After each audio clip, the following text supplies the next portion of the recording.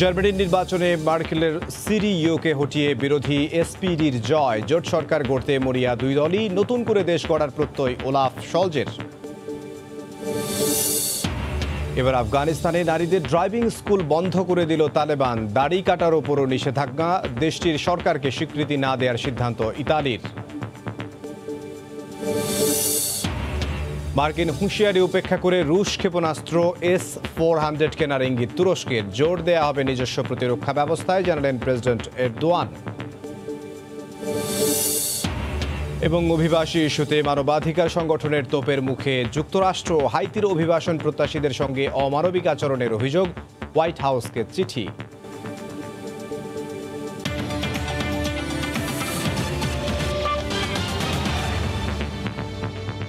আন্তর্জাতিক সময় সঙ্গে আছে আমি ইমদাদুল হক। মানুষের মতোই সার্ফিং করছে কুকুর।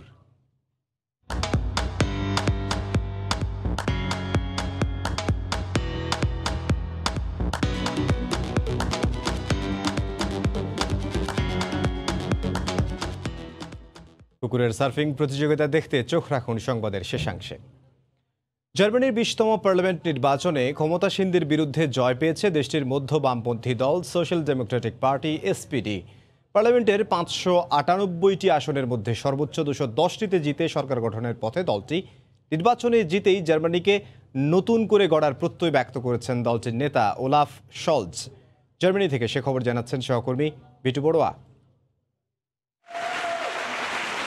জার্মানির 20তম পার্লামেন্ট নির্বাচনে অবশেষে জয়ী মধ্য বামপন্থী দল সোশ্যাল ডেমোক্রেটিক পার্টি SPD। সোমবার স্থানীয় সময় সকালে আনুষ্ঠানিক ফল ঘোষণার পর দলীয় কার্যালয়ে সমর্থকদের উদ্দেশ্যে দেয়া এক বক্তব্যে দেশের সর্বস্তরের নাগরিক সহ দলের নেতাকর্মীদের ধন্যবাদ জানান সম্ভাব্য ভবিষ্যৎ চ্যান্সেলর ওলাফ শলজ। একই সঙ্গে জার্মানির আর্থসামাজিক উন্নয়ন, জলবায়ু পরিবর্তনের প্রভাব মোকাবিলা এবং সাধারণ মানুষের ভাগ্য উন্নয়নের পাশাপাশি জার্মানিকে নতুন করে গড়ার প্রত্যয় ব্যক্ত করেন তিনি। সবার সম্মিলিত চেষ্টায় দীর্ঘদিন পর আমরা আমাদের কাঙ্ক্ষিত জয় পেয়েছি। সরকার গঠনে জনগণ আমাদের যে ম্যান্ডেট দিয়েছে 3 দল মিলে তা পূরণে আশাবাদী আমরা। 25.7% ভোট পেয়ে জয়ী হওয়ার পরই দ্রুত সরকার গঠনে আশাবাদী SPD এই নেতা। জোট সরকার গঠনে 14.8% ভোট পাওয়া সবুজ দল ও ক্রিশ্চিয়ান লিন্টারের FDPর সঙ্গে আলোচনা চালিয়ে যাওয়ার কথাও জানান তিনি। তবে দেশটির রাজনৈতিক বিশ্লেষকরা মনে করেন জলবায়ু পরিবর্তন সহ দলটির নানা কর্মসূচিতে সবুজ দলের শর্ত FDP মেনে না নিলে SPDর সঙ্গে জোট সরকার গঠন অনেকটাই কঠিন হয়ে পড়বে। জার্মানি থেকে বিটু বড়ুয়া, সময় সংবাদ। এ বিষয়ে আরো বিস্তারিত জানবো। এই মুহূর্তে জার্মানির বার্লিনে আছেন সহকর্মী বিটু বড়ুয়া, সরাসরি যাব তার কাছে। বিটু, ধন্যবাদ আপনাকে। আসলে ঠিক যেমনটা বলছিলেন, জার্মানিতে কিন্তু জোট সরকার গঠনের ক্ষেত্রে SPD অর্থাৎ সোশ্যাল ডেমোক্রেটিক পার্টি কিন্তু অনেকটাই এগিয়ে গেছে এবং তারা মনে করছে আসলে যে পরিমাণ ভোটাররা তাদের প্রতি ভোটদান করেছে, তাদের জন্য ভোটদান করেছে, আসলে এই ভোটদানের মাধ্যমে কিন্তু তারা সরকার গঠনের অনেকটাই কিন্তু আশাবাদী। এবং সেক্ষেত্রে FDP এবং সবুজ দল অর্থাৎ গ্রিন পার্টির সাথে কিন্তু তারা আলোচনা চালিয়ে যাচ্ছে। একটু আগেও কিন্তু আমরা দলীয় কার্যালয়ের ভেতরে দেখেছি আসলে তারা সেখানে যে আলোচনা সেটি কিন্তু চালিয়ে যাওয়ার চেষ্টা করছেন।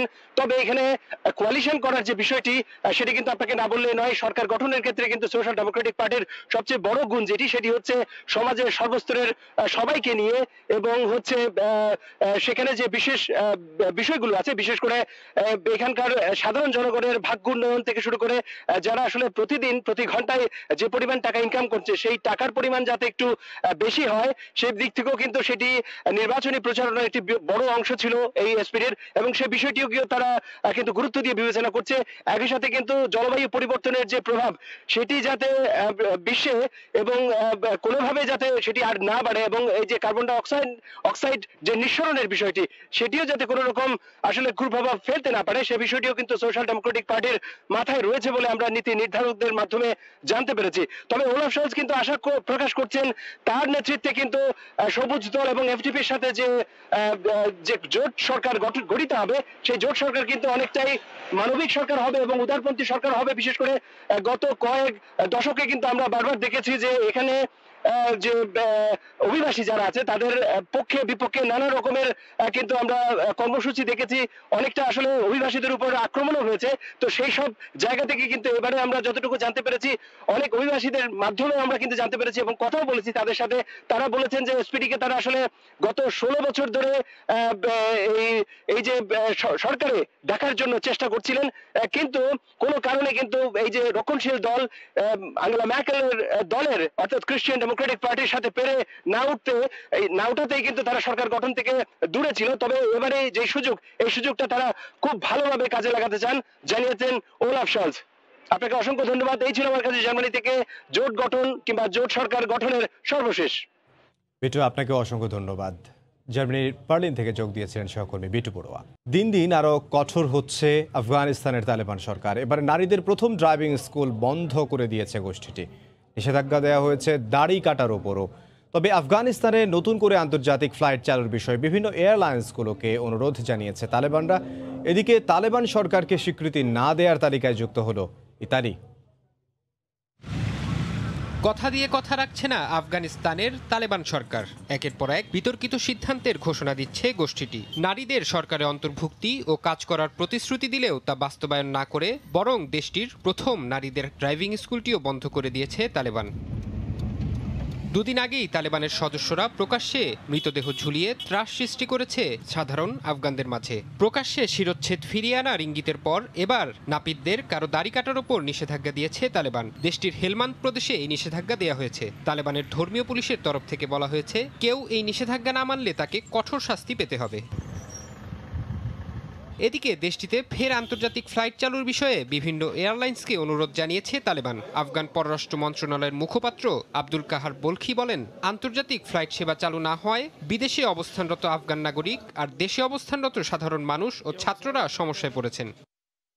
এ অবস্থায় তালেবান সরকারকে স্বীকৃতি দিতে নারাজ বিশ্বের অধিকাংশ দেশ। সবশেষ এ তালিকায় যুক্ত হয়েছে ইতালিও। দেশটির পররাষ্ট্রমন্ত্রী জানান, তালেবানের বর্তমান মন্ত্রিসভায় 17 জন সন্ত্রাসী রয়েছে, আর নারী ও মেয়েদের মানবাধিকার প্রতিনিয়ত লঙ্ঘিত হচ্ছে। এ কারণে তালেবান সরকারকে স্বীকৃতি দেয়া ইতালির পক্ষে অসম্ভব। তবে আফগানিস্তানের রিজার্ভের জব্দকৃত কয়েকশো কোটি ডলার আফগান জনগণের ফেরত পাওয়া উচিত বলেও মনে করে ইতালি। ফরহাদ চৌধুরী, সময় সংবাদ। যুক্তরাষ্ট্রের হুঁশিয়ারি উপেক্ষা করে রুশ ক্ষেপণাস্ত্র প্রতিরক্ষা ব্যবস্থা S-400 কেনার ইঙ্গিত দিয়েছে তুরস্ক। মার্কিন গণমাধ্যমে দেয়া এক সাক্ষাৎকারে দেশের প্রেসিডেন্ট রিসেপ তাইপ এরদোয়ান বলেন, তুরস্ক তার প্রতিরক্ষা ব্যবস্থার বিষয়ে স্বাধীনভাবে সিদ্ধান্ত নেবে। পাশাপাশি নিজস্ব প্রতিরক্ষা ব্যবস্থা উন্নয়নের কথাও জানান তিনি। তবে যুক্তরাষ্ট্রের এমন দাবি প্রত্যাখ্যান করে দিয়েছেন তুর্কি প্রেসিডেন্ট রিসেপ তাইপ এরদোয়ান। তার দাবি, ন্যাটোর যে প্রতিরক্ষা ব্যবস্থা রয়েছে তা অক্ষুণ্ণ রেখেই স্বাধীনভাবে S-400 ব্যবহার সম্ভব। এর মধ্যে কোনো নিরাপত্তা ঝুঁকি নেই বলেও জানান তিনি। তাই যুক্তরাষ্ট্রের নিষেধাজ্ঞা ও হুঁশিয়ারি সত্ত্বেও আবারও রাশিয়ার অত্যাধুনিক এই আকাশ প্রতিরক্ষা ব্যবস্থা কেনার ইঙ্গিত দিয়েছেন তুর্কি প্রেসিডেন্ট। সময় সংবাদ। ঘূর্ণিঝড় গুলাবের তাণ্ডবে ভারতের অন্ধ্রপ্রদেশে অন্তত 2 জনের মৃত্যু হয়েছে। ঝড়ের আঘাতে বাড়িঘর ও গাছপালার ব্যাপক ক্ষয়ক্ষতির খবর পাওয়া গেছে। ঝড়ের পর বাড়িঘরে ফিরেছেন উপকূলের বাসিন্দারা। ঝড়ের তাণ্ডবে উপড়ে গেছে গাছপালা, নষ্ট হয়েছে বহু ফসলি জমি, বিধ্বস্ত ঘরবাড়ি। বৈদ্যুতিক খুঁটি ভেঙে যাওয়ায় বন্ধ রয়েছে বিদ্যুৎ সরবরাহ। এতে চরম দুর্ভোগে পড়েছেন বাসিন্দারা। স্থানীয় সময় রোববার রাতে ঘন্টায় 90 থেকে 100 কিলোমিটার গতিতে ভারতের অন্ধ্রপ্রদেশ ও ওড়িশা উপকূল দিয়ে বয়ে যায় ঘূর্ণিঝড় গুলাব। ঝড়ের আঘাতের পর ক্ষয়ক্ষতি নিরূপণের চেষ্টা করছে কর্তৃপক্ষ। গুলাবের আঘাতে সড়ক ও মহাসড়কে গাছপালা পড়ে থাকায় ব্যাহত হচ্ছে যোগাযোগ ব্যবস্থা। পরিস্থিতি স্বাভাবিক হতে সময় লাগবে আরও কিছুদিন। इंटेंस तो नहीं हुआ मगर क्या है रोड ब्लॉकेज वगैरह। ঘূর্ণিঝড়ের তেমন একটা প্রভাব পড়েনি, তবে রাস্তায় গাছ উপড়ে যাওয়ায় যান চলাচল বন্ধ রয়েছে। বিভিন্ন জায়গায় ভারী বৃষ্টিপাতের কারণে আকস্মিক বন্যা দেখা দিয়েছে। তবে পরিস্থিতি মোকাবেলায় আমরা প্রস্তুত রয়েছি। रेस्क्यू करने का हमको वैसा मौका आएगा तो हमारा टीम रेडी है। ঘূর্ণিঝড়ের প্রভাবে এখনো কিছু এলাকায় বৃষ্টিপাত অব্যাহত রয়েছে। ঝড়ের পর আশ্রয় কেন্দ্র থেকে বাড়িঘরে ফিরে গেছেন উপকূলের বাসিন্দারা। রবিউল ইসলাম আওলাদ, সময় সংবাদ। সংযুক্ত আরব আমিরাতে গলফ ফটো প্লাস ও বাংলাদেশ আর্ট উইক দুবাইয়ের যৌথ উদ্যোগে ভিডিও ও আলোকচিত্র প্রদর্শনী চলছে। এতে 5 জন বাংলাদেশি শিল্পীর কাজ প্রদর্শিত হচ্ছে। শিবলি আল সাদেক জানাচ্ছেন বিস্তারিত। দুবাইয়ে চলছে ভিডিও ও আলোকচিত্র প্রদর্শনী।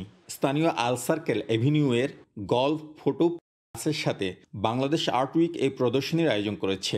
প্রদর্শিত আলোকচিত্রের মধ্যে গুরুত্ব পেয়েছে ইতিহাস, ভাষা, সংস্কৃতি ও ঐতিহ্যের। আমরা বাংলাদেশ আর্ট উইক দুবাইয়ের আন্ডারে 3টা ইভেন্ট করেছি, একটা আর্ট এক্সিবিশন এবং আরেকটা international solo creative residency programme. এটা আমাদের 3rd ইভেন্ট, যেটা al circle late. During al circle late আমরা আল সার্কেল অ্যাভিনিউতে গল্ফ ফটো ক্লাসে আজকে শোটার ওপেন করেছি, যেখানে 5 জন আর্টিস্টের কাজ রয়েছে। যৌথ প্রদর্শনীতে সুমন আহমেদ, পলাশ ভট্টাচার্য, মার্জিয়া ফারহানা, শাহরিয়া শারমিন এবং সুনেম ওয়াসিফের কাজ প্রদর্শিত হচ্ছে, যার কিউরেটর রামা ঘানা। প্রদর্শনী দেখতে প্রতিদিনেই ভিড় করছেন সাধারণ মানুষ। বাংলাদেশ কমিউনিটির পাশাপাশি দূতাবাসের কর্মকর্তারাও প্রদর্শনী উপভোগ করছেন। বাংলাদেশি যারা আর্টিস্ট আছে তাদের ইমাজিনেশনকে এখানে যেভাবে ফুটিয়ে তুলেছে সেটি অত্যন্ত ভালো লাগছে এবং আশা করব যে আপনারা যারা আজকে আমাদের বাংলাদেশি মিডিয়া এখানে কাজ করছেন তারাও বাংলাদেশের এই চিত্রকর্মকে সারা বিশ্বের কাছে ছড়িয়ে দেবে। আগামী 7 অক্টোবর পর্যন্ত এই প্রদর্শনী চলবে। শিবলি আল সাদিক, সময় সংবাদ, সংযুক্ত আরব আমিরাত। পর্তুগালের অন্যতম পর্যটন আকর্ষণ ট্রয়া উপদ্বীপ। পাইন বন ঘেরা 13 কিলোমিটার দীর্ঘ সৈকত, দৃষ্টিনন্দন ও নান্দনিক বিভিন্ন আধুনিক স্থাপনা সহ গ্র্যান্ড ক্যাসিনোর মতো বিভিন্ন উপকরণ ট্রয়াকে করেছে আরও জনপ্রিয়। পর্তুগাল থেকে তারিকুল হাসান আশিকের রিপোর্টে বিস্তারিত। নৈসর্গিক প্রাকৃতিক সৌন্দর্যের দেশ পর্তুগালের অন্যতম 2টি উপকরণ সাগর ও পাহাড় হলেও সৈকতগুলো রয়েছে ভিন্ন ভিন্ন বৈশিষ্ট্য। রাজধানীর কাছাকাছি এমনই দৃষ্টিনন্দন পর্যটন আকর্ষণ ত্রয়া উপদ্বীপ। সবুজের বুক চিরে আঁকাবাঁকা পথের নীল জলে মিশে যাওয়ার মনোমুগ্ধকর দৃশ্য সহ অবকাশ যাপনের 16 আনাই রয়েছে ত্রয়ায়। বিলাসবহুল রিসোর্ট, ক্যাসিনো বা সৈকতীরের রেস্তোরাঁর বাইরেও ছোট বড় বিভিন্ন নৌকা বা প্রমোত্তরীরও ব্যবস্থা রয়েছে এখানে। রয়েছে পর্তুগালের সবচেয়ে বড় গল্ফ মাঠও। নানা দেশের পর্যটকের পাশাপাশি অনেক বাংলাদেশিও আসেন ত্রয়ার সৌন্দর্য উপভোগে। অনেকে আবার আয়োজন করে শিক্ষা সফরেরও। খেলাধুলা সহ বিভিন্ন আয়োজনে উপভোগ করেন প্রবাসী বাংলাদেশিরা। জায়গাটা পর্তুগালের অন্যতম সুন্দরতম একটা জায়গা। বছরে 1-2টা প্রোগ্রাম এভাবে থাকার কারণে চমৎকার ফিল করেছি। আমাদের সংস্কৃতিটাকে লালন করতে পারি, সেই জন্য মূলত লিসবন শিল্পগোষ্ঠীর যাত্রা শুরু হয়েছিল। ত্রয়া ভ্রমণে পর্যটকরা উপভোগ করতে পারেন ঐতিহ্যবাহী 25 এপ্রিল ব্রিজের সৌন্দর্য। বিচ ব্যবস্থাপনায় যে কোনো দেশের জন্যই উদাহরণ পর্তুগাল। পর্যটক টানতে প্রত্যেকটি সৈকতকেই সাজানো হয়েছে ভিন্ন ভিন্ন আঙ্গিকে। রয়েছে সব ধরনের আধুনিক সুযোগ সুবিধাও। করোনা মহামারীর ধকল কাটিয়ে ফের ঘুরে দাঁড়াতে শুরু করেছে পর্তুগালের পর্যটন নির্ভর অর্থনীতি। তবে শীতকালকে সামনে রেখে বাড়তি সতর্কতাও রয়েছে পর্তুগিজ সরকারের। ত্রয়া থেকে তারিকুল হাসান আশিক, সময় সংবাদ, পর্তুগাল। দেখছেন আন্তর্জাতিক সময়। যুক্তরাষ্ট্রের ক্যালিফোর্নিয়ায় হয়ে গেল ব্যতিক্রমী এক সার্ফিং প্রতিযোগিতা। ব্যতিক্রমী বলা হচ্ছে এই কারণে এতে মানুষ নয়, সার্ফার হিসেবে অংশ নিয়েছে একদল কুকুর। আর কুকুরের এই সার্ফিং প্রতিযোগিতাকে ঘিরে শনিবার দিনভর রাজ্যের হান্টিংটন সমুদ্র সৈকতে ছিল ব্যাপক আয়োজন। ক্যালিফোর্নিয়ার হান্টিংটন সমুদ্র সৈকতের এই পয়েন্টটিকে বলা হয় ডগ বিচ। কুকুরদের সার্ফিং এর জন্য নির্ধারিত বিশেষ স্থান এটি। আর এখানেই মহা সমারোহে চলছে কুকুরদের সার্ফিং প্রতিযোগিতা সার্ফ ডগ কম্পিটিশন 2021।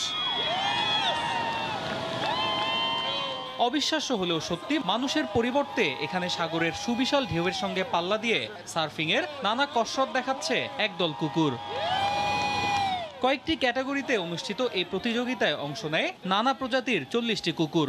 ছিল সার্ফিংয়ের একক, দ্বৈত এবং মানুষ ও কুকুরের মিক্সড ইভেন্টও। নিজের পাশাপাশি বিশেষভাবে প্রশিক্ষণ দেয়া এই কুকুরগুলোকে প্রতিযোগিতায় অংশগ্রহণ করাতে পেরে খুশি এদের মালিকও। ও সত্যি খুব খুশি। আমার কুকুরটা সার্ফিং খুব পছন্দ করে। এখানে আসবো বুঝতে পেরেই ও খুশিতে আত্মহারা হয়ে গিয়েছিল। এটা আসলে পুরোটাই নির্ভর করে প্রশিক্ষণের উপর। চাইলেই যে কোনো কুকুর এটি করতে পারবে না। দিনের পর দিন আপনার কুকুরকে প্রশিক্ষণ দিতে হবে। আয়োজকরা জানান গেল 12 বছর ধরে তারা এই ব্যতিক্রমী সার্ফিং প্রতিযোগিতার আয়োজন করে আসছে। প্রতি বছর প্রতিযোগী কুকুরের সংখ্যা বাড়তে থাকায় পাল্লা দিয়ে বাড়ছে এর পরিসরও। প্রতিযোগিতা শেষে বিভিন্ন ইভেন্টে বিজয়ী কুকুর ও এর মালিকদের পুরস্কার বিতরণ করা হয়। অন্যয় কর্মকার, সময় সংবাদ। জানিয়ে দিচ্ছে আন্তর্জাতিক সময়ের শিরোনামগুলো। জার্মানির নির্বাচনে মার্কেলের সিডিইউকে হটিয়ে বিরোধী এসপিডির জয়। জোট সরকার গড়তে মরিয়া দুই দলই, নতুন করে দেশ গড়ার প্রত্যয় ওলাফ শলজের।